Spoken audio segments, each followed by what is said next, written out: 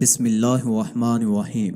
حضرت ابو ایوب رضی اللہ تعالیٰ عنہ سے مروی ہے، ایک عرابی رسول اللہ صلی اللہ علیہ وسلم کی خدمت میں حاضر ہوا اور عرض کیا، اے اللہ کے رسول، مجھے گھوڑا پسند ہے، کیا جنت میں گھوڑا ہوگا؟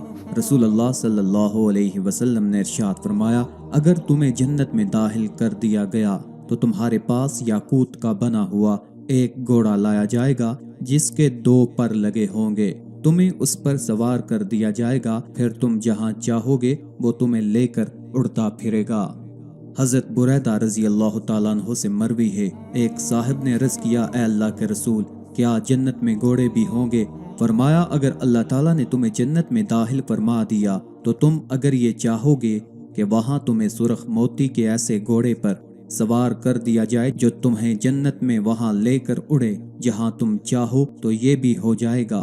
ایک صاحب نے آپ سے پوچھا، اے اللہ کے رسول صلی اللہ علیہ وسلم، کیا جنت میں اونٹ بھی ہوں گے؟ فرمایا کہ ان سے آپ نے وہ بات نہ فرمائی جو ان کے دوسرے ساتھی سے فرمائی تھی۔ آپ نے یہ فرمایا، اگر اللہ تعالیٰ تمہیں جنت میں داخل فرمائیں گے تو تمہیں وہ سب ملے گا جو تمہارا نفس چاہے گا اور تمہیں اچھا لگے گا۔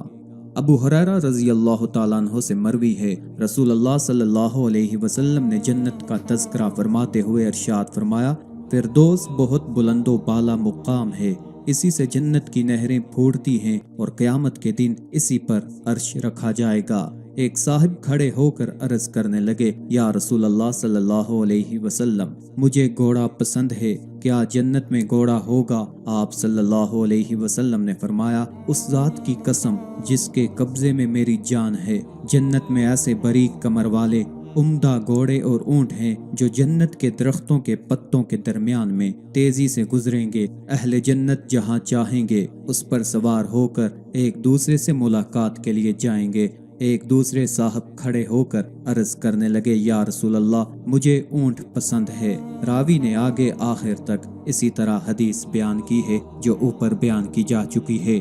واصل رضی اللہ تعالیٰ عنہ فرماتے ہیں، رسول اللہ صلی اللہ علیہ وسلم نے ارشاد فرمایا، جنت کے گھوڑے شریف النسل، عمدہ اور سفید ہوں گے، گویا کہ وہ یاقوت ہیں۔ جنت میں اونٹوں اور گھوڑوں کے علاوہ چوپایوں میں سے کوئی جانور نہیں ہوگا۔